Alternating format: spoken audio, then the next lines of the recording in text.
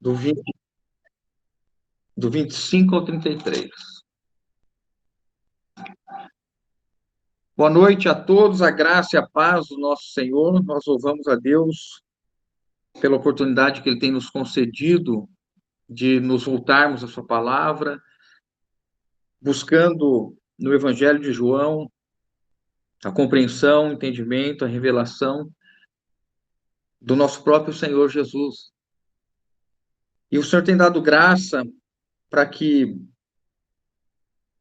a cada reunião, a cada meditação, a cada exposição da palavra, haja em nós uma resposta, né? Porque sempre tem que ser dessa maneira, toda vez que nós somos expostos à palavra de Deus, ela deve repercutir em nós, ela deve nos levar a uma resposta, né? Nos levar a uma reação à palavra.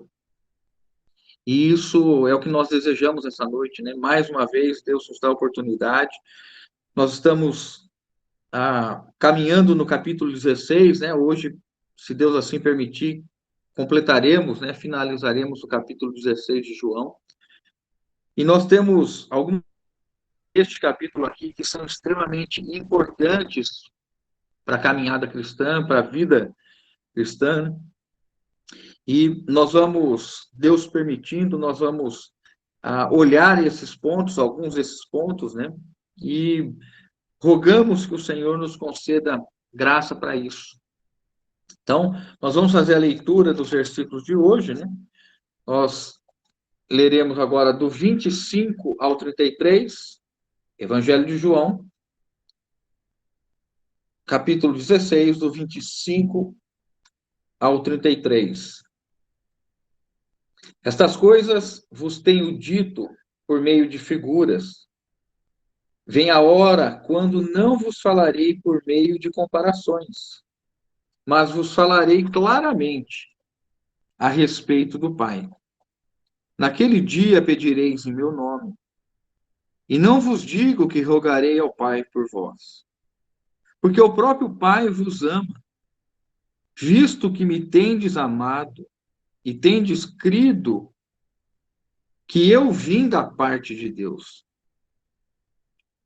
Vim do Pai e entrei no mundo. Todavia, deixo o mundo e vou para o Pai. Disseram aos seus discípulos: agora é que falas claramente e não empregas nenhuma figura. Agora vemos que sabe todas as coisas e não precisas de que alguém te pergunte. Por isso cremos que de fato vieste de Deus. Respondeu-lhes Jesus: credes agora? Eis que vem a hora, e já é chegada, em que sereis dispersos, cada um para a sua casa, e me deixareis só. Contudo, não estou só, porque o Pai está comigo. Essas coisas vos tenho dito, para que tenhais paz em mim. No mundo passais por aflições, mas tende bom ânimo, eu venci o mundo.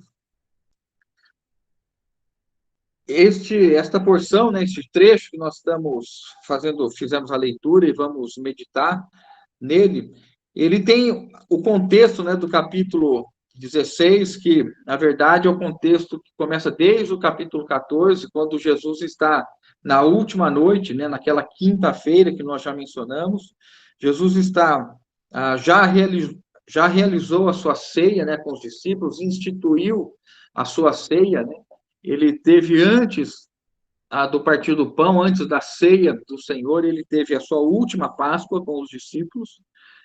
Então, tem a sua ceia, no capítulo 13 do Evangelho de João, nós tivemos ali o Senhor também, nesta noite de ceia, neste dia de quinta-feira, a última da sua vida terrena, né? Ele também tem o seu lava-pés ali, ele promove o lava-pés dos discípulos, né? E aí, ele vem desde este capítulo 13, nessa conversa, Judas já saiu deste ambiente de ceia, né? Quando nós vimos o relato, quando Jesus disse a ele, né, vai e faz o que tem que fazer, e Judas se retira. Então, Jesus passa a ter essa conversa íntima com os seus discípulos, preparando os discípulos para a maneira, para a nova ordem, para a nova cultura que eles, os discípulos, viveriam sem a presença física de Jesus. E desde o capítulo 14, Jesus está enfatizando que ele enviaria o outro consolador, o Paráclito, o auxiliador, aquele que viria estar ao lado dos discípulos, capítulo 14, 15, 16, há uma ênfase muito grande de Jesus, preparando os discípulos, dizendo, olha, eu vou e voltarei, né? Dizendo que esta ida é a sua morte, a sua ressurreição, e ele voltaria já com o Espírito, né? Então, à medida que o Espírito fosse derramado, o Pai e o Filho estariam com o Espírito Santo, já habitando naqueles que viriam a crer, e levando os discípulos agora a viverem uma vida não mais de contato visual com Jesus. Até então, ou até esta noite que nós estamos aqui no capítulo 16, eles estão vendo, estão contemplando, estão tocando, estão apalpando, alguns até reclinando a cabeça sobre o peito de Jesus, mas Jesus está dizendo, olha, vem chegando a hora, e essa hora já chegou, que eu não vou estar mais com vocês. E sobre o Paráclito, sobre o Auxiliador, o Consolador, nesse capítulo 16, Jesus chama atenção nos versículos 13, 14 e 15, que eu gostaria de ler novamente com os irmãos. Ele diz assim, né? O 12, versículo 12, então, João 16, 12. Tenho ainda muito que vos dizer, mas vós não o podeis suportar agora. Quando vier, porém, o Espírito da verdade, que vos guiará a toda a verdade, porque não falará por si mesmo, mas dirá tudo o que tiver ouvido e vos anunciará as coisas que hão de vir. Ele me glorificará, porque há de receber do que é meu, e vou-lo-á de anunciar. Tudo quanto o Pai tem é meu. Por isso é que vos disse que há de receber do que é meu e vou-lo-á de anunciar. E aí, no versículo 16, Jesus disse, olha, um pouco mais vocês me terão e um pouco não me terão. Contrário, né? Um pouco mais vocês não me terão e um pouco me terão de volta. Então, quando Jesus começa a falar a respeito disso, eles indagam a Jesus dizendo, olha, nós não estamos compreendendo exatamente do que está sendo dito. E Jesus disse assim, vocês estão tristes e ficarão tristes porque eu irei para o Pai, né? E o mundo se alegrará. Mas a sua alegria, a vossa alegria se converterá, a vossa tristeza se converterá em alegria, porque eu vou para o junto do meu Pai, e se assim não fora, vocês não poderiam se alegrar, porque vocês não teriam o Espírito Santo. Então, nesse contexto que nós estamos vendo aí, a partir do versículo 16, que eu disse para os irmãos, aí Jesus traz aquela ilustração, né, aquela figura, a respeito da mulher. Olha, a mulher, quando está gestando, quando está grávida, ela sofre dores, né? Mas quando nasce o seu filho, ela se alegra. E aí, queria chamar a atenção para os irmãos, aqueles que puderem acompanhar, para a gente entrar no 25 já com esse contexto do 23 em diante, né? Então, aí o 21, Jesus fala da mulher, o 22, assim também agora vós tendes tristeza, mas outra vez vos verei, e o vosso coração se alegrará, e a vossa alegria ninguém poderá tirar. Naquele dia, nada me perguntareis. Em verdade vos digo, se me pedirdes alguma coisa ao Pai, ele vô-lo concederá em meu nome. 24. Até agora nada tendes pedido em meu nome. Pedi e recebereis, para que a vossa alegria seja completa. Então agora chegamos no 25, da onde nós vamos partir nessa noite. Essas coisas vos tenho dito por meio de figuras, vem a hora quando não vos falarei por meio de comparações, mas vos falarei claramente a respeito do meu Pai.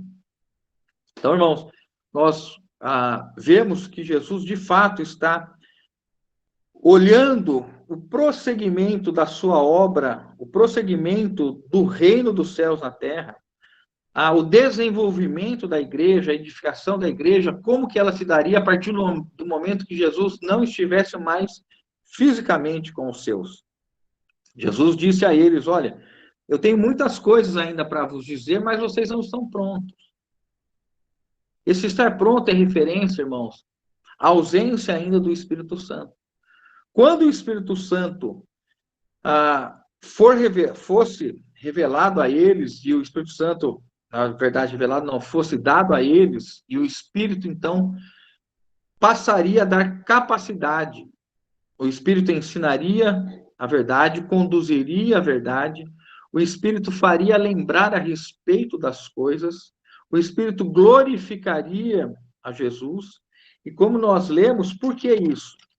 Porque tudo que é do Pai estava em Jesus, e o Espírito Santo tem tudo que Jesus tem e ensinaria tudo aquilo que Jesus ensinou e continuaria ensinando.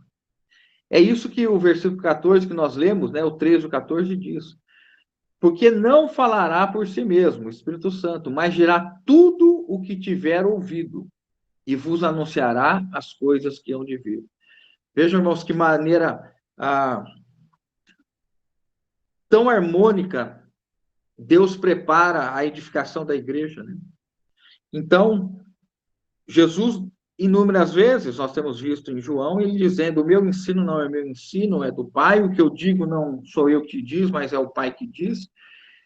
E agora o Espírito Santo seria dado, o Espírito Santo estaria diante, ou estaria em seus discípulos, operando, trazendo revelação, trazendo a verdade, ensinando, e isso se daria de que maneira, irmãos? Pelo ensino dos apóstolos.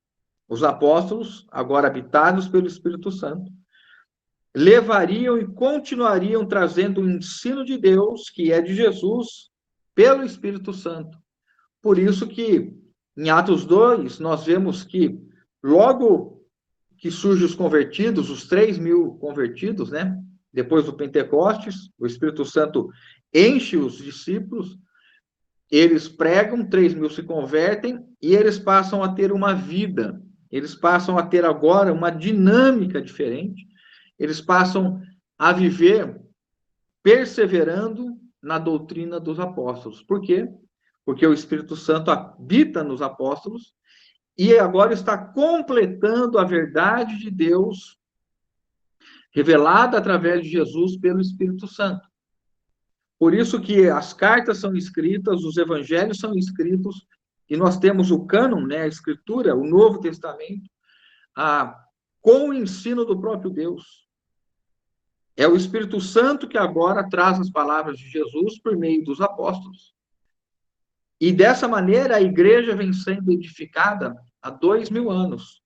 Nós somos edificados pelo fundamento dos apóstolos e profetas, se referindo ao Antigo Testamento também. Quando nós temos as porções do Antigo Testamento citadas no Novo Testamento, é exatamente esse entendimento que nós devemos ter. Tudo aquilo que é o ensino, o conselho, a vontade do Pai, o Filho trouxe e o Espírito Santo comunicou aos apóstolos, e os apóstolos, então, trouxeram, né, e completaram a verdade com os evangelhos, com as cartas e, finalmente, com o Apocalipse. Então, este é o contexto de sustento da igreja. A partir do Pentecostes até hoje, a igreja vem sendo edificada sobre este fundamento dos apóstolos, né?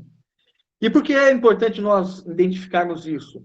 Porque agora, no versículo 25, Jesus, quando diz isso, olha, não vou falar mais com vocês a respeito, ou utilizando figuras, Essas figuras aqui, irmãos, já não tem. Jesus não está falando tanto no sentido de parábola, embora os evangelhos sinóticos, e nós sabemos disso, Jesus sempre ensinou com parábolas, mas aos seus discípulos, né, ele sempre explicava o sentido das parábolas, isso é retratado claramente, quer ver? Só vou dar referência para os irmãos, em Lucas, Lucas não, aqui em Marcos 4, 34, diz assim, né? 33 e 34. E com muitas parábolas semelhantes, lhes expunha a palavra, conforme o permitia a capacidade dos ouvintes. Versículo 34, né? Marcos 4, 34. E sem parábolas, não lhes falava. Contudo, porém explicava em particular aos seus próprios discípulos. Então, o ministério de Jesus ele sempre utilizou, nosso Senhor, parábolas. Sempre utilizou alegorias. E aqui, quando Jesus está falando, olha, eu não vou mais falar para vocês com declarações veladas, né, essa ideia de figuras neste momento final, né, que Jesus está conversando com eles, e Jesus está dizendo, vem a hora que eu vou falar claramente. Essa expressão vem a hora, Jesus está fazendo uma alusão já, de fato, ao ensino que viria pelo Espírito Santo. Claro, depois de ressurreto, Jesus ainda ficou 40 dias com os discípulos, e nós devemos contar isto desta maneira, porque depois que ele ressuscitou, ele esteve com os discípulos, soprou o Espírito sobre eles, né? Esse é o relato de Lucas 24, só vou dar referência para os irmãos, Lucas 24, e quando ele sopra o Espírito, o versículo 45 diz assim, então lhes abriu o entendimento para compreenderem as Escrituras. E depois, esses mesmos, depois, em Pentecostes, recebem o Espírito de poder para testemunhar. Então, quando Jesus está dizendo no 25 que agora ele vai falar de uma maneira clara a respeito do Pai, a respeito das coisas de Deus, ele está dizendo porque o Espírito Santo agora vai dar o suporte, o Espírito Santo vai dar o meio, o Espírito Santo habitando no homem, este homem pode compreender. E os discípulos, então, que seriam habitados, teriam compreensão a respeito das coisas. Exatamente o que aconteceu quando Jesus, já ressuscitado, encontrou com eles e nós temos o que foi relatado aqui. Então, lhes abriu o entendimento para compreenderem as Escrituras. É a partir desse momento que nós, então, vemos que Jesus está dizendo, eu vou falar claramente, através do Espírito Santo, que vai dar entendimento, revelação. Por isso que Paulo ora à igreja aos Efésios, né? A igreja em Éfeso, se dirigindo aos Efésios, rogando que eles, ainda que crentes, continuassem tendo revelação, espírito de sabedoria e de revelação. Porque é o Espírito Santo que, irmãos, ao longo da nossa jornada, da nossa carreira, e conforme a nossa busca e diligência, ele vai nos dando cada vez mais entendimento e revelação a respeito das coisas que estão no coração de Deus. Né? Diariamente nós devemos pedir para que o Senhor continue nos revelando, nos dando entendimento, trazendo luz nova, trazendo uma compreensão maior, né? Nós já tínhamos lido o Evangelho de João, alguns já tinham até mesmo estudado, e à medida que o Espírito Santo vai nos trazendo o entendimento, a revelação, isso vai sendo um crescimento, vai sendo uma nova etapa da nossa vida, um novo meio de nós prosseguirmos na carreira. O que nós não podemos nunca, irmãos, na vida cristã é ficar estagnados. Alguém estagnado espiritualmente é alguém que, na verdade, ele já está regredindo espiritualmente, ele já está decadente na fé. A estagnação é o sintoma, né, de alguém que perdeu a vida devocional com o Senhor. Já não encontra gozo e alegria do Senhor. E aí, a carreira cristã, que é uma corrida, que deve ser corrida, se nós estagnamos, se nós paramos, nós vamos ficando cada vez mais distantes do alvo. Por isso que estagnar já indica uma regressão espiritual. Né? Então, Jesus está dizendo, olha, o Espírito agora vai estar em vocês e vocês vão ser vivificados, vocês vão ter entendimento da palavra, vocês vão ouvir claramente, vocês vão ter uma compreensão a respeito de todas as coisas. E aí no versículo 26, Jesus entra dizendo o seguinte: naquele dia pedireis em meu nome, e não vos digo que rogarei ao Pai por vós. Nós tínhamos visto aqui, irmãos, vou ler o 23. Então, vou ler João 23. Naquele dia, nada me perguntareis. Em verdade vos digo, se pedirdes alguma coisa ao Pai, ele vô-lo concederá em meu nome. Até agora, nada tendes pedido em meu nome. Pedi e recebereis, para que a vossa alegria seja completa. E o versículo 26, então, quando Jesus disse assim, olha, quando vocês já puderem pedir em meu nome, eu não vou mais rogar ao Pai. E aqui nós vamos entender o que Jesus está dizendo. Como o Espírito Santo seria dado, e o Espírito Santo faria esta obra que nós estamos falando até agora, de iluminação, de esclarecimento, de revelação, de confirmação, de vivificação, de glorificação do Senhor, estes homens estariam agora num processo de capacidade de se relacionar, de orar a Deus, de se voltar diretamente a Deus, de ter um relacionamento com Deus, porque agora o Espírito Santo nos traz a comunhão com o Pai e com o Filho. O apóstolo João diz isso, né, na sua carta. E a comunhão que temos é a comunhão com o Pai e com o Filho. Por onde, irmãos? Pelo Espírito Santo. E o nome de Jesus que foi dado à igreja, e nós já temos visto isso, o nome de Jesus não é um chavão ou um poder mágico que nós acrescentamos ao final da oração, e quando nós dizemos assim, em nome de Jesus, as coisas acontecem, sejam elas os pedidos que forem.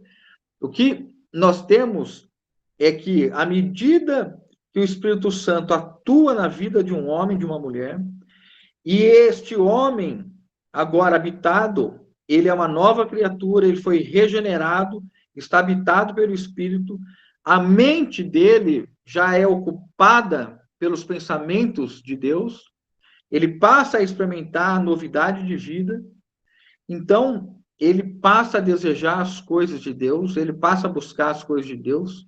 Então, orar em nome significa que nós estamos identificados com o propósito de Jesus, que nós estamos agora orando como Jesus ora, pelos propósitos do Senhor, pela intenção de Deus, pela vontade de Deus. Orar ao nome de Jesus é atribuição de alguém maduro espiritualmente, que está na terra vivendo para a satisfação da vontade do Pai. Pai nosso que estais no céu, santificado seja o vosso nome. Venha a nós o vosso reino. Seja feita a vossa vontade, assim na terra como é feita no céu. Quem é que ora desta maneira? Quem está sendo guiado e governado pelo Espírito Santo. Aqueles que são guiados pelo Espírito são os filhos maduros, né? Romanos 8,14 diz isso. E aqueles que são guiados pelo Espírito Santo são filhos de Deus. E a palavra filhos ali, em Romanos 8,14, ela é o sentido de filho maduro. É o sentido do filho que tem responsabilidade. Diferente da outra palavra que é utilizada ali, se referindo a uma criança pequena. Se referindo a alguém que não consegue viver comprometido com o propósito de outro. Mas agora, esses homens e mulheres, a igreja, comprometida com o noivo, entregue a satisfazer o seu amado, está na terra para estabelecer o reino, para cooperar no estabelecimento do reino. Então é dado a nós o nome de Jesus. Orarmos em nome de Jesus. Então Jesus diz assim, mas quando agora vocês que até então não tinham meu nome, não tinham meu espírito, e, portanto, não tinham possibilidade efetiva de como agora será de ter uma íntima comunhão com o Pai, eu tinha que agir desta maneira. Ou, até a partida do Senhor, tanto é que Jesus, ainda em João 17, ele roga aos discípulos, porque ainda os discípulos não estavam habitados pelo Espírito, e Jesus diz: Pai, não rogo somente por estes, mas por aqueles que vierem a crer em teu nome. Então, quando Jesus está dizendo aqui nesse versículo 26, e não vos digo que rogarei ao Pai por vós, é a identificação de que esta nova fase que viria após o Pentecostes, a habitação do Espírito Santo, permite agora um novo e vivo caminho que nos dá direito de nos achegarmos confiadamente junto ao trono da graça e ali estarmos diante do Senhor, intercedendo, orando, rogando, suplicando, sempre em nome de Jesus. O que Jesus está dizendo não é que ele vai deixar de interceder por nós, porque Romanos 8:34 diz isso, Hebreus também diz que ele vive a interceder por nós, são temas distintos. Esses dois versículos colocam Jesus como intercessor, aquele que está mediando o nosso desenvolvimento, a nossa caminhada, que ele está orando por nós, pela nossa santificação, que ele está intercedendo por nós, para que nós nos conformemos à sua imagem, mas é que agora nós temos acesso ao Pai, nós podemos orar ao Pai, porque um novo e vivo caminho seria aberto pela cruz. Né? Então Jesus está dizendo, quando chegar esta hora, eu não vou interceder mais, eu não vou mais rogar ao Pai por vós, porque agora, pelo Espírito Santo, vocês poderão entrar no Santo dos Santos, poderão entrar na presença do Altíssimo e, em meu nome, apresentar as suas próprias orações. Irmãos, vamos ver o versículo 27. Por que isso? Versículo 27. Porque o próprio Pai vos ama, visto que me tendes amado e tendes crido que eu vim da parte de Deus. Então Jesus acrescenta, vocês não somente terão o Espírito Santo, vocês não somente serão agora filhos de Deus, mas a todos quanto creram, deu-lhes o poder de serem feitos filhos de Deus, a saber, aos que creem em seu nome. Vocês não serão somente filhos, vocês não terão somente o Espírito Santo. Não estarão fluindo de vocês rios de água viva somente, mas é que vocês terão um relacionamento de amor com o Pai. Vejam, irmãos, como isso é libertador em muitos sentidos. Comumente, se tem a ideia que Deus, no Antigo Testamento, era um Deus zangado, carrancudo, e que procurava o tempo todo ver falhas e erros nos homens para puni-los. Conceito geral esse, né? Ou uma ideia daqueles que professam conhecer a Jesus, conhecer a Deus, conhecer a palavra de Deus de uma maneira distante, né? Mas não deixa de ser um conceito comum. Por isso que há tanta distinção, as pessoas tentam distinguir tanto Deus de Jesus, né? Deus no Antigo Testamento era assim, e Jesus é tão bonzinho, tão amoroso, Jesus prega somente o amor, Jesus não vê falha e defeito em ninguém, Jesus quer todo mundo numa alegria só. Esse é o senso comum que se diz popularmente, né? Mas Jesus está ensinando aqui, irmãos, algo completamente distinto disso. Jesus está dizendo, porque o próprio Pai vos ama. Quem é o Pai? É o Deus de Gênesis? Sim. Do Êxodo? Sim. De Números, Levíticos, de Deuteronômio? Sim. De Josué? Sim. Dos reis, das crônicas, dos salmos, de provérbios, dos profetas maiores, dos profetas menores? É o Deus que lidou com Israel? Sim. E aqui Jesus está dizendo, porque o próprio Pai vos ama. E este amor aqui é um amor um pouco distinto do conceito quando Jesus diz assim, Deus amou o mundo de tal maneira.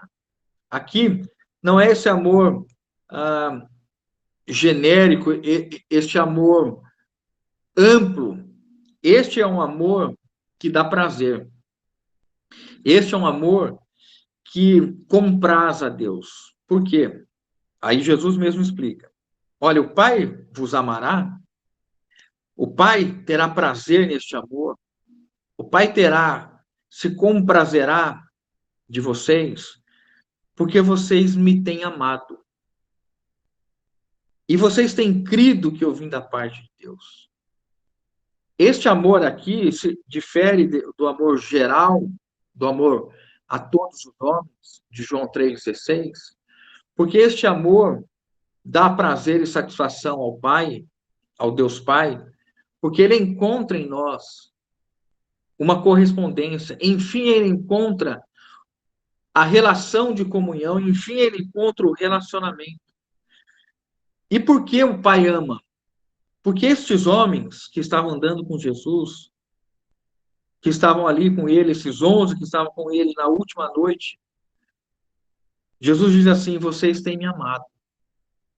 Embora com todas as questões que nós temos visto, né, as inconstâncias, a imaturidade, e isso, claro, irmãos, eles ainda não tinham recebido o Espírito, e ainda quando recebem o Espírito, nós temos uma jornada, uma carreira, a vida cristã toda, para nós irmos amadurecendo, né? Mas então Jesus já reconhece, eles têm amado a Jesus. E quando alguém ama Jesus, o Pai ama, o Pai tem prazer. Vocês lembram quando o Pai disse assim: este é meu filho amado, vírgula, em quem me comprazo. É esse tipo de amor do versículo 27 que está sendo dito aqui. O amor que há uma relação de comunhão, porque agora ama Jesus. Deus ama as pessoas, mas as pessoas podem nem conhecer a obra de Jesus. Deus ama as pessoas que ainda que escarneçam de Jesus. Deus continua amando e esperando a conversão dessas pessoas. Mas aqueles que agora amam o seu filho, Deus tem prazer. E amam o seu filho por quê? Porque reconhecem que Jesus é o Filho de Deus, que Jesus vem da parte de Deus. Quando diz vem da parte de Deus, significa que eles estavam reconhecendo que Jesus, enfim, era o Messias, o ungido. Jesus era o Cristo prometido em todas as profecias, que agora, diante deles, eles estavam reconhecendo que Jesus vem da parte do Pai, que Jesus é ungido. Vejam, irmãos, a importância deste ensino para os primeiros leitores do apóstolo João. Para nós, com quase 19 séculos para frente, com quase 2000 anos da história dos nossos irmãos, dos nossos mártires, dos nossos valorosos irmãos que deram a vida para que a Bíblia chegasse até nós, para que o Evangelho chegasse até nós. Nós temos quase 20 séculos, né, de revelação. Aos 20 séculos, Deus trazendo mestres, trazendo doutores na palavra, na revelação, permitindo que a revelação fosse esclarecida, que nós fôssemos tendo entendimento.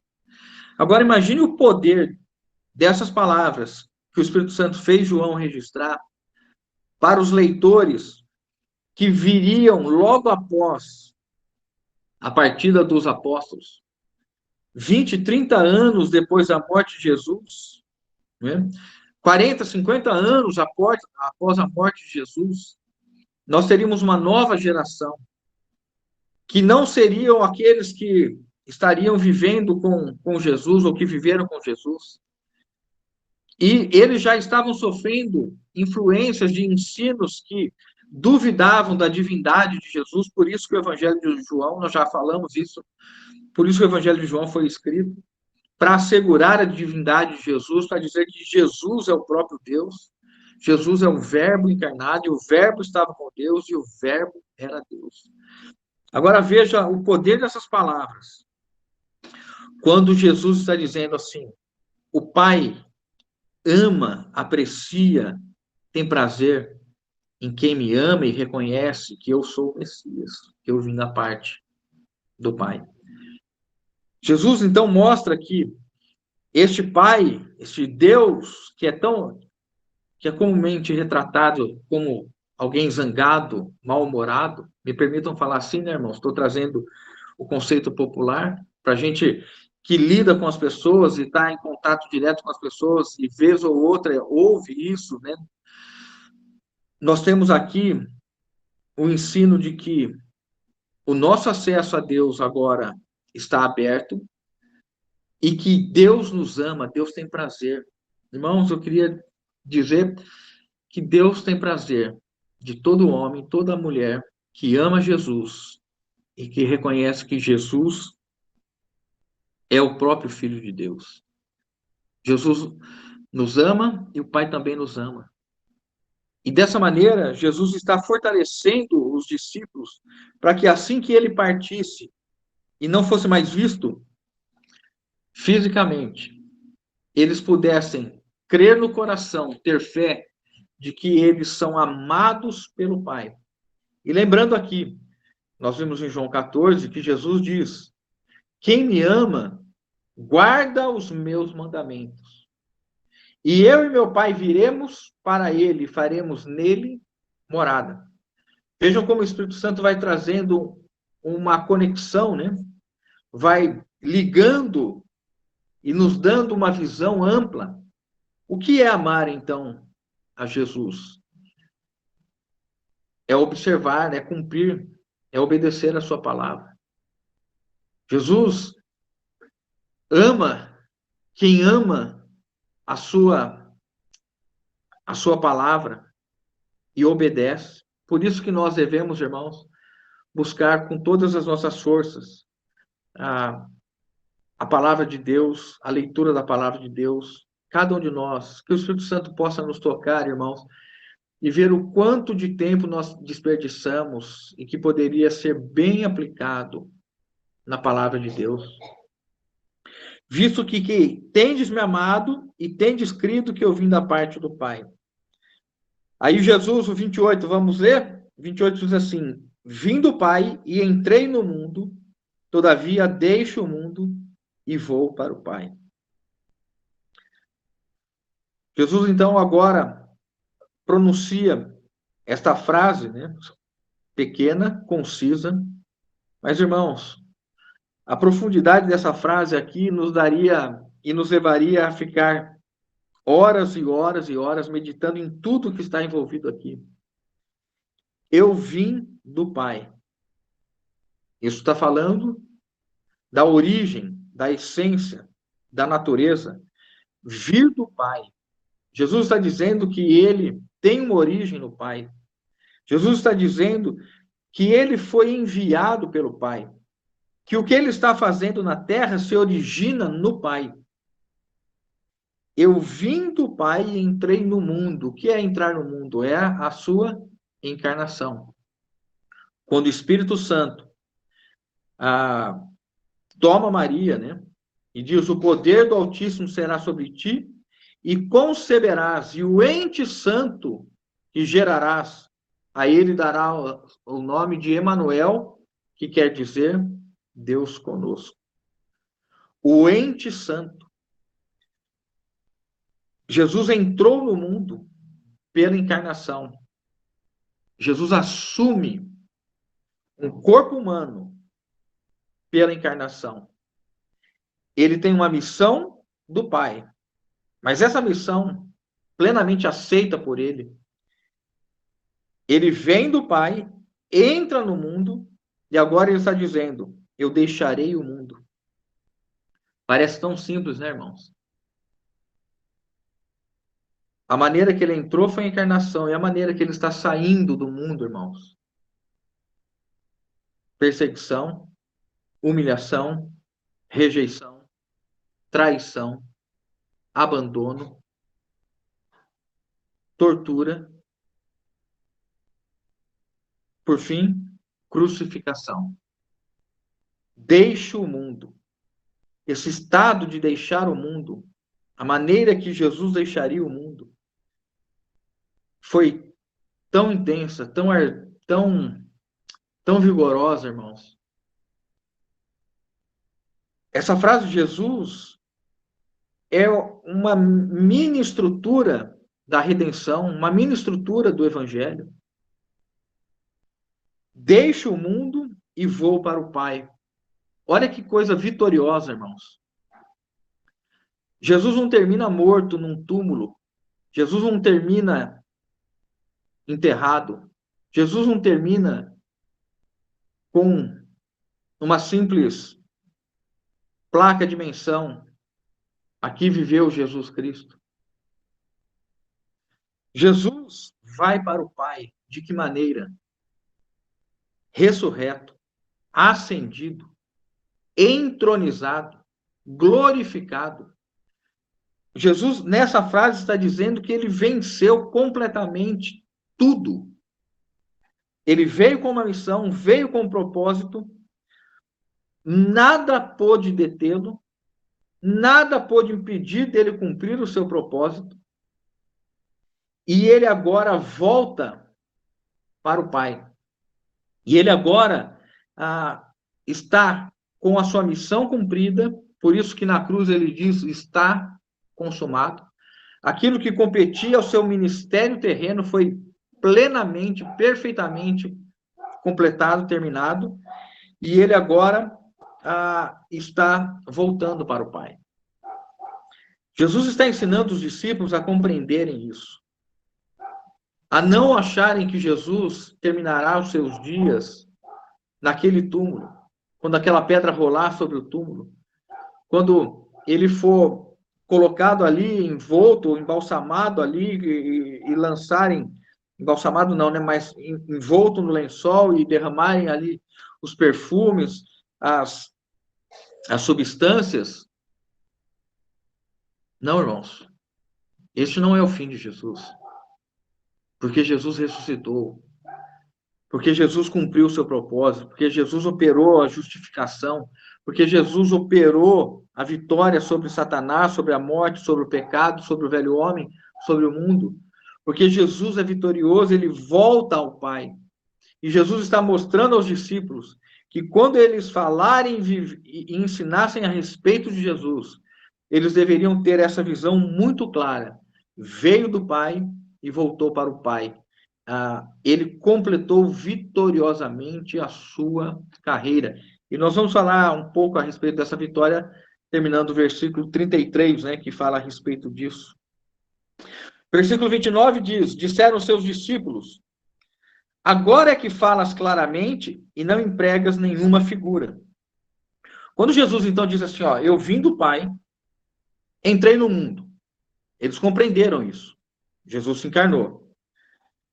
Que ele estava deixando o mundo, que ele ia morrer. E que ele voltaria para o Pai. Os discípulos parecem que aliviados falaram, puxa, agora está falando algo que nós estamos entendendo assim, perfeitamente. Quando o senhor estava falando de modo meio velado, de modo meio oculto, quase que como um segredo, a gente tinha que ficar pensando muito e querendo entender o que o senhor quer dizer. Vai fluir águas, comer da minha carne, comer do meu sangue, mulher que está com dores de parto. Era difícil isso, mas agora ficou tão simples. Ó, vim do Pai, entrei no mundo, estou saindo do mundo, vou voltar para o Pai. Os discípulos dizem isso, né? Aí Jesus dá uma resposta para eles no versículo 30, irmãos. Perdão, no versículo 30 eles ainda continuam falando, né? Agora vemos que sabes todas as coisas e não precisas de que alguém te pergunte. Por isso cremos que de fato vieste de Deus. Os irmãos aqui, né? E nós devemos novamente aqui ressaltar o momento que eles estavam vivendo, né? Não tinham ainda nem o Espírito Santo. Então, eles estão sendo formados e preparados para viver uma vida plena espiritual, mas aqui eles ainda carecem de profundidade, carecem de uma compreensão tão clara, né? Eles se alegraram porque Jesus conseguiu responder o que eles estavam pensando em perguntar. Se os irmãos olharem depois ali o versículo 19 desse mesmo capítulo, né?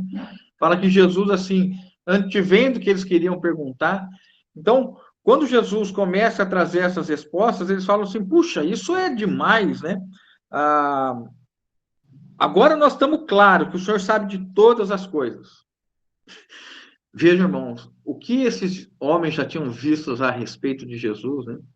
A vida deles, e novamente sem acusá-los, menosprezá-los, denegrir a imagem deles, nós estamos falando aqui que eles ainda estavam nesse processo, né? De maturidade, de crescimento, que ainda não tinha nem começado, mas eles tinham visto milagres, né? Portentosos, tinham visto sinais que não poderia ser feito senão por Deus mesmo, né? Viram cura de cego de nascença, viram paralítico andar, viram cego, já falei, viram Lázaro ser ressuscitado, tinham visto também a filha de Jairo ser ressuscitada. Estes homens já tinham visto tantas coisas. E agora, neste momento, eles falam assim: agora sabemos que todas as coisas, que o Senhor sabe todas as coisas, e que o Senhor não precisa que alguém te pergunte nada. Para nós, né, olhando hoje, a gente não deixa de ser cômico para nós, né? Porque eles viram tantas coisas, viram e viram e viram tantas coisas, mas ainda eles, vez ou outra, vacilavam, oscilavam, e aí eles dizem isso. Agora nós estamos tranquilos. Sabemos que o Senhor sabe tudo, e sabemos que o Senhor não precisa que ninguém pergunte. O Senhor consegue saber e prever o que alguém quer perguntar antes disso. E por conta disso, nós sabemos que o Senhor veio de Deus. Claro, irmãos, que isso não é o requisito para alguém ser salvo. Para alguém ser salvo, precisa crer que Jesus é o próprio Filho de Deus, que foi enviado pelo Pai, que foi morto, que ressuscitou, que morreu pelos pecados dos homens, né? Confessar com a boca e crer com o coração.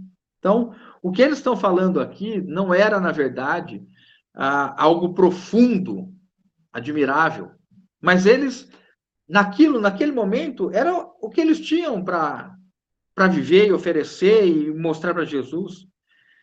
E aí Jesus, no 31, diz assim, né? Respondeu-lhes Jesus, credes agora? Há textos originais que não coloca esta fala de Jesus como uma pergunta. Credes agora? Mas uma afirmação. Credes agora? Então, os comentaristas, eles dizem assim, seja Jesus afirmando, seja Jesus perguntando, Jesus está fazendo isso em um tom de aceitação até onde eles tinham chegado, o que eles tinham falado, mas Jesus está prestes a dizer que com isso que eles tinham não seria suficiente para eles acompanharem Jesus até a cruz. Vejam o versículo 32, irmãos. Eis que vem a hora, e já é chegada, em que sereis dispersos, cada um para a sua casa, e me deixareis só. Contudo, não estou só, porque o Pai está comigo. Jesus, então, quando ele fala esta frase para os irmãos, ele mostra que, como eu disse, o que eles tinham, e Jesus já fala o que vai acontecer, né? Há poucas horas, eu vou ser preso, vocês vão ser dispersos, cada um vai para casa de você, para sua própria casa, e eu ficarei só. Eles estavam tão animados, porque tinham acabado de aceitar, não, o Senhor veio de Deus mesmo. Não tem mais dúvida, nós estamos certos disso aqui, ninguém mais está discutindo. Mas Jesus agora, na sequência, fala isso, irmãos. Vocês serão dispersos. Cada um vai voltar para sua casa e eu vou ficar só. Imagine novamente, irmãos, o peso e o que isso traria de novo para eles em termos de aflição. No capítulo 16 mesmo que nós estamos, no começo, Jesus começa a fala dizendo para eles, olha, vocês vão ser perseguidos, vocês vão ser odiados, vocês até mesmo serão mortos, vocês vão ser expulsos da sinagoga. Tudo isso nessa reunião. Aí Jesus fala do Consolador, fala que a alegria dele, a tristeza dele se converteria, né, em alegria. E agora eles estão felizes porque eles conseguem entender que Jesus está dizendo, não há mais necessidade de ficar pensando ou questionando muito, mas Jesus agora vem dizer, vocês vão me abandonar. Vocês vão me deixar. E por que isso? Porque o que eles tinham ainda não era suficiente para um comprometimento de vida. O que eles tinham ainda era suficiente para eles deixarem algumas coisas. Como Pedro mesmo diz, Senhor, e nós que deixamos tudo, casa, deixamos filho, filha, nós deixamos tudo para seguir o Senhor. O que vai ser de nós? Então, até este momento, essa fé, vamos dizer assim, essa fé, ou o estágio que eles estavam, era suficiente para deixar as coisas. João abandonou a rede, deixou os barcos, Mateus deixou de ser cobrador de impostos, eles foram deixando. Mas agora chegou um momento que, vou usar esse termo, né, o preço seria alto demais. Porque a vida deles passaria a correr risco. E que o que eles tinham até aquele momento não era suficiente. Jesus, quando fala, né, que eles serão dispersos, ele faz menção, ele está olhando para uma profecia de Zacarias 13:7, mas eu vou ler esta profecia para os irmãos, citada por Marcos, no contexto da última noite, Marcos 14. Então, Marcos está citando Zacarias, que também Jesus está citando aqui em João. Diz assim, Marcos 14, 27, 31. Então lhes disse Jesus, todos vós escandalizareis, porque está escrito, ferirei o pastor e as ovelhas serão dispersas. Mas depois da minha ressurreição irei adiante de vós para a Galiléia. Disse Pedro, ainda que todos se escandalizem, eu jamais. Respondeu-lhe Jesus, em verdade, te digo que hoje, nesta noite, antes que 2 vezes cante o galo, tu me negarás 3 vezes. Mas ele insistia com veemência, ainda que me seja necessário morrer contigo, de modo nenhum te negarei. Nós sabemos a história de Pedro. Assim disseram todos. Agora, olha que interessante. O versículo 43 ao 50 de Marcos 14 continua com esse relato, né?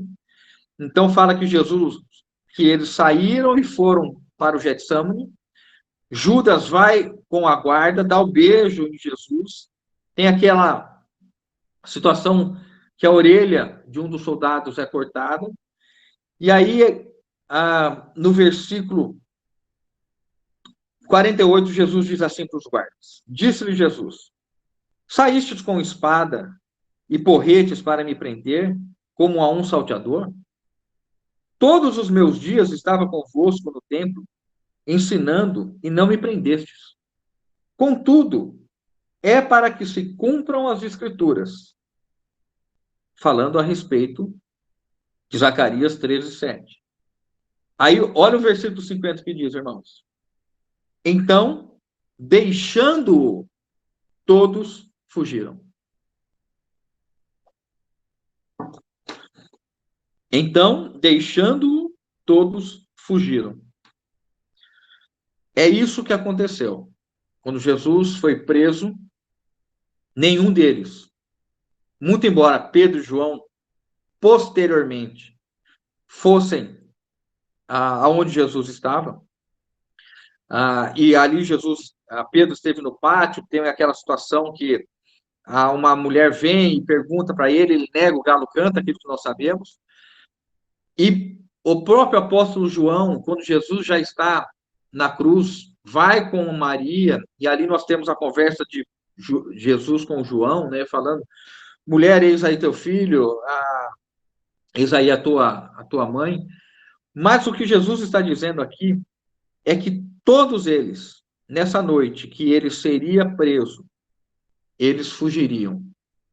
A guarda, a presença da guarda e a ideia de serem presos efetivamente e ter o mesmo destino do mestre era demais para eles neste momento da vida deles. Então, eles deixariam, o pastor seria ferido e as ovelhas seriam dispersas. Aí diz o seguinte, irmãos, cada um, e aí Jesus fala, né? Jesus profetiza, cada um vai para a sua casa e me deixarão só. Antes de falar a respeito da casa e deixar só, Jesus completa esse versículo dizendo: contudo, não estou só, porque o Pai está comigo. Então, nesse momento, né, João está enfatizando pelo Espírito Santo a ação, a atitude dos discípulos de Jesus, que diante desse risco de morte, amaram mais a sua própria vida. Não estou aqui criticando os irmãos, ressaltando o momento que eles estavam vivendo, mas relatando os fatos, eles amaram mais a própria vida nesse momento e permitiram que Jesus seguisse só, fosse preso, levado diante do Sinédrio, aí nós sabemos o julgamento, depois todo o encaminhamento que tem, a madrugada toda de tortura.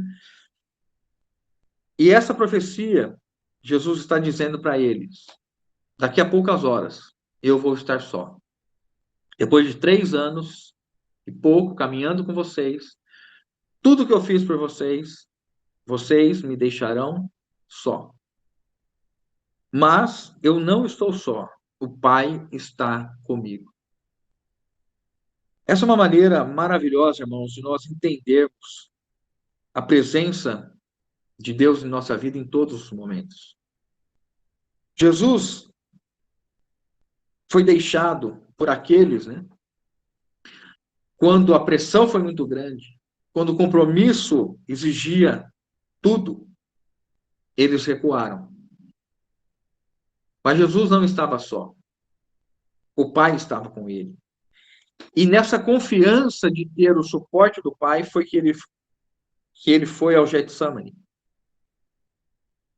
Muito provavelmente, irmãos, o Getsemane foi o momento ali que antecedeu a sua crucificação. Foi, se não a maior, mas trouxe a mesma dor.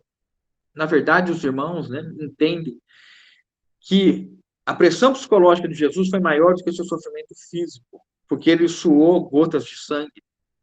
Nessa angústia, nesse momento em que ele sabia de tudo que ele passaria, e ele vai ali para o jardim e pede para Pedro, Tiago e João orarem com ele, e eles dormem, estavam cansados, né? E ele, então, começa a orar e nós temos aquela oração que ele faz: Senhor, se possível, passa de mim esse cálice. Tamanha aflição, porque ele receberia o pecado de todos os homens. Ele seria levado para o madeiro, né? E lá seria oferecido como o mais perfeito e único sacrifício, o Cordeiro de Deus que tira o pecado. Então, o Pai estava com ele sustentando. Há irmãos que dizem que foi esta presença do Pai, porque não havia a oração dos discípulos, que Jesus orava ali, ele e o Pai, que o suporte do Pai fez com que ele não desfalecesse, que ele não viesse mesmo morrer fisicamente, a ponto do corpo sangrar, tamanha angústia que este homem estava, né? O nosso Senhor estava. É um caso extremo, né? O corpo estava quase entrando no estado de, como que fala? ah, o, o, a, ele, o corpo estaria completamente desnorteado, já não haveria mais como mantê-lo. Então, Jesus, ele tem o suporte do Pai. E é essa ênfase que o apóstolo João está dando aqui. Enquanto os homens que viveram com Jesus durante 3 anos e pouco o deixaram, o Pai, que sempre esteve com ele, foi e manteve Jesus até o momento em que, na cruz, o Pai foi obrigado a se retirar, porque Jesus iria receber o pecado, e Deus, por ser santo, não pode contemplar o pecado. Então, quando Jesus recebe na cruz o pecado de todos os homens, aí o Pai é obrigado a se retirar. Então, Jesus está na cruz cumprindo a redenção. E ele diz aquela frase que nós conhecemos, né? Eli, Eli, lama sabachthani. Deus meu, por que me desamparastes? Quando Jesus fala que aqui o Pai está com ele, e o Pai esteve com ele, e cumpriu o propósito, e Jesus nunca foi abandonado pelo Pai, mas quando chega um momento que Jesus precisa receber como o homem perfeito, do viver perfeito, o pecado da humanidade, Deus que é santo, Deus que é santo, e nele não há sombra, sinal de pecado, não pode estar diante ou estar em Cristo sustentando dessa maneira. Então Jesus recebe ali as punições minhas e de todos os irmãos. Ele é moído na cruz pelos nossos pecados. Então, é importante nós entendermos, né, que não há contradição no texto bíblico. As ênfases são diferentes. Os sinóticos relatam Jesus, né, a angústia, o peso da cruz, a dor da cruz, o que foi morrer em nosso lugar. O único momento em que Deus, o Pai, né, é obrigado a deixar Jesus, porque Jesus recebe, se toma o cálice da maldição, recebe os pecados. Então, é como se Jesus, o Pai virasse as costas, fechasse os olhos, para que Jesus pudesse, então, receber, neste momento, os pecados. Agora, a confiança, né, voltando aqui para o Evangelho de João, no contexto de João, Jesus assume ir ao Getsemane, porque sabia que o Pai estaria ali suportando e amparando e sustentando ele até o momento que ele fosse definitivamente morto na cruz. Agora, irmãos, há uma questão aqui interessante, e chegando já no final. Jesus diz assim: cada um irá para a sua casa, e me deixarei só. Quando Jesus fala isso, ele está colocando que ir para casa é a atitude de alguém que perdeu o foco, que deixou de ter o propósito, que não está mais vivendo o reino, que eles não estariam mais envolvidos com o reino dos céus. Eles retornariam para os seus afazeres, retornariam para a sua vida própria, particular.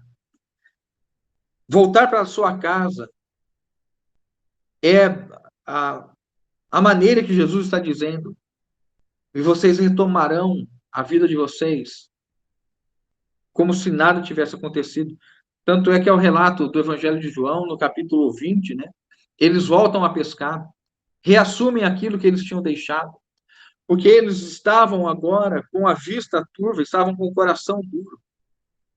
Irmãos, voltar para casa ou estar em casa é algo que, nesse sentido, nessa aplicação que nós estamos dando agora, não deve acontecer conosco. Nós devemos sair de casa. Nós devemos estar congregando. Nós devemos estar aí sim, de casa em casa, porque ficar na sua casa é quando nós deixamos de buscar o interesse de Jesus, deixamos de buscar a edificação da igreja, deixamos de buscar o crescimento e o amadurecimento dos irmãos, porque quando eu fico em casa, eu estou vivendo a minha própria vontade, o meu próprio interesse, a minha própria satisfação. E não é isso que o Evangelho propõe para nós. O Evangelho propõe para nós a vida comunitária. Não existe mais o eu, o meu, mas o que existe agora é o nosso. O que existe agora é considerar os outros superiores a mim mesmo. O que existe agora é a agenda dos irmãos. O que existe agora é o propósito dos irmãos, é aquilo que vai fazer com que haja edificação, crescimento aos irmãos. Nós não devemos ficar em casa, irmãos. Há um sentido prático, né? Claro que comporta as exceções, mas, irmãos, nós não devemos ficar em casa. Devemos buscar as reuniões, a comunhão, devemos sair para visitar os irmãos, devemos estar envolvido com os irmãos. Ficar em casa é um sentido é uma falta de compromisso. Quem não está compromissado com a edificação da igreja, quem não está compromissado com o estabelecimento do reino, quem não está compromissado em ser um cooperador de Jesus, quem não está compromissado em ser um ajudante do Senhor, fica em casa. Quem tem compromisso, na linguagem de Atos 2, vai estar de casa em casa. E isso é totalmente diferente. Significa que eu vou na casa dos irmãos para visitar os irmãos e eu recebo os irmãos em casa. Irmãos, venham em casa.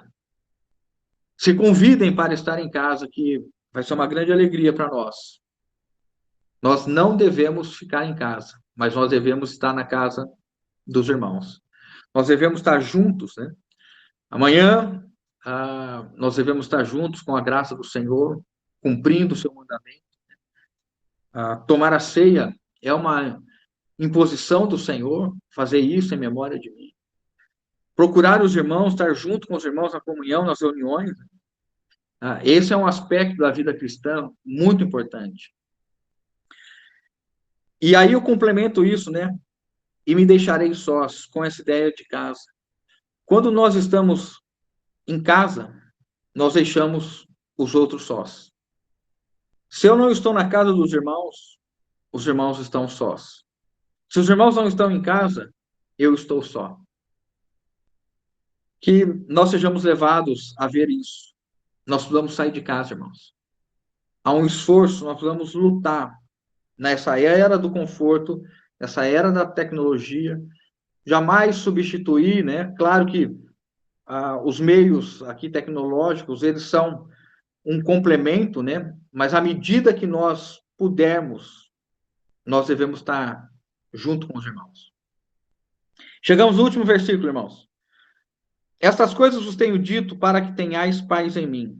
No mundo passais por aflições, mas tende bom ânimo, eu venci o mundo. Algumas questões aqui importantíssimas para nós considerarmos. O que Jesus quis dizer que nós teríamos paz nele? Essas coisas vos tenho dito para que tenhais paz. No primeiro momento, este é um ensino específico para aqueles discípulos que estavam ouvindo da boca de Jesus: vocês vão me abandonar, vocês vão ser dispersos, cada um vai voltar para os seus afazeres, vocês vão voltar para suas casas. Jesus está dizendo o seguinte, que mesmo diante desta fraqueza, desta falha, do abandono, até mesmo da traição de Pedro, mesmo diante da traição de Pedro, não, da renúncia de Pedro, né? Mesmo diante do fato de Jesus saber que eles são falhos, fracos, que eles não suportariam e não honrariam a palavra dada há poucos dias antes, ainda que eu tenha que morrer, eu vou te acompanhar. Normalmente nós associamos isso somente a Pedro, né? Mas o texto de Marcos diz, e todos concordaram. Todo mundo falou, é isso mesmo. Vai todo mundo morrer com o Senhor, mas ninguém vai te deixar. E Jesus olha para eles e diz o seguinte: tudo que vocês falaram, não vai acontecer nada. Eu ficarei só. Só não ficarei só porque o Pai estará comigo. E neste cenário, irmãos, que eles poderiam, então, depois da ocorrência dos fatos, se envergonharem, como de fato aconteceu com Pedro. A ponto de Jesus ter que dizer para Maria e a mulher, vai, diz aos meus irmãos e a Pedro que eu ressuscitei. Jesus estava ali sarando, curando Pedro, para que Pedro não ficasse tremendamente envergonhado a ponto de não querer buscar o Senhor, achando que o que ele fez não teria perdão. Jesus já está antecipando o seguinte: eu sei de tudo isso, que vocês vão fracassar. Mas eu quero que vocês saibam que quando isso acontecer, e vocês pensarem e olharem para mim, vocês tenham paz, porque eu não estarei condenando a nenhum de vocês. Eu estarei acolhendo todos vocês. Eu não estarei levantando contra vocês nenhuma acusação. Eu estarei recebendo a todos. Todos. Eu quero que vocês tenham paz em mim. Quando vocês fracassarem, e eu sei e escolhi vocês sabendo que vocês fracassarão, eu quero que vocês saibam que em mim vocês sempre terão paz. No mundo vocês terão aflição. O mundo esmaga, o mundo retira tudo e depois o mundo joga fora quando não presta. Comigo, ainda que haja erro, fracasso, falha, decepção, em mim vocês terão paz, porque eu estarei recebendo e acolhendo vocês no estado que vocês estão. Vinde a mim, todos vós que estáis cansados e sobrecarregados, e eu vos aliviarei. Irmãos, essa palavra para nós é gigante. Assim, a atitude de Jesus é um exemplo para nós enorme, porque nós precisamos ter maturidade para entender que nós vamos nos defrontar com erros e falhas e fracassos dos irmãos com frequência. A questão é se nós vamos fazer guerra ou vamos gerar um ambiente de paz. Importante aqui fazer uma ressalva. Isso não quer dizer e não tem nada a ver com pecado. Quando o irmão comete um pecado, deve ser, na luz do Senhor, né, corrigido a respeito disso para que gere um arrependimento. Então, nós não estamos passando a mão ou tendo conivência ou anuência ao pecado. O que eu estou falando é o seguinte, que todos nós erraremos, falharemos, decepcionaremos uns aos outros, muito provavelmente. Se nós, quem convive sabe disso. A questão é, quando isso acontece, nós somos os que geram paz ou os que geram guerra?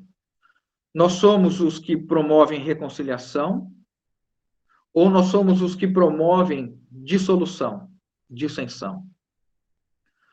Nós acusamos ou carregamos o fardo com alguém que já está sobrecarregado com o seu próprio fracasso?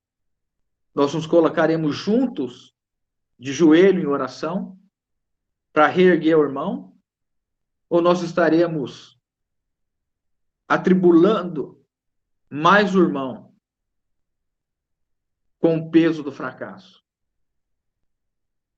Essas coisas os tenho dito para que tenhais paz em mim. O teu fracasso, o meu fracasso, irmãos, nunca vai fazer com que Jesus se esqueça de nós.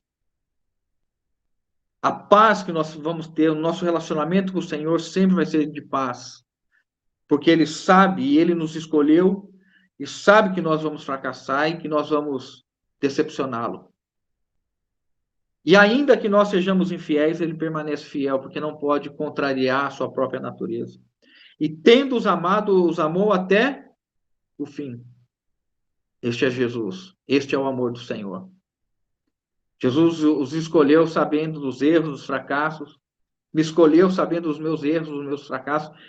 Isso é uma porta para que eu continue errando e fracassando? Não, irmãos. Muito pelo contrário.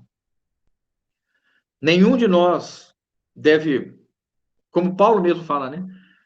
Onde superabundou o pecado, nós vamos querer agora, nós vamos querer viver no pecado, porque a graça nos tira do pecado. Não, nós não queremos o pecado, nós queremos a graça.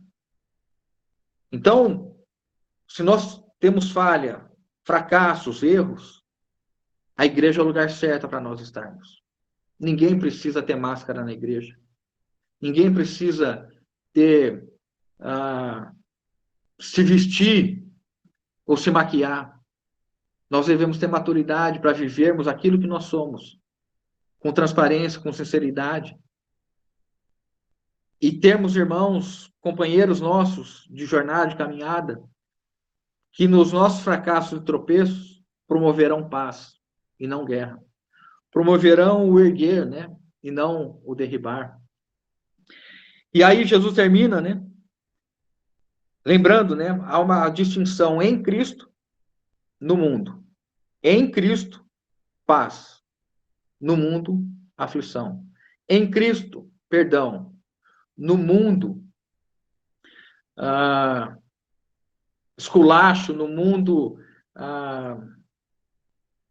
desprezo. Em Cristo, reconciliação. No mundo, afastamento. Percebam como Jesus termina esse capítulo de modo glorioso, mostrando em Cristo paz, no mundo aflição. E aí a frase termina: tende bom ânimo, pois eu venci o mundo. Porque Jesus venceu o mundo. É na vitória de Jesus que nós estamos. É a vitória de Jesus que nós vencemos. Há um irmão que deu um exemplo seguinte. Imagina um alpinista, né? Que está subindo, dois alpinistas, né? Que estão subindo uma alta montanha. E o primeiro desses alpinistas, mais experiente, sobe, pega uma rota e sobe esta montanha. E ele diz assim ao outro alpinista: pode vir, porque eu consegui, você também vai conseguir.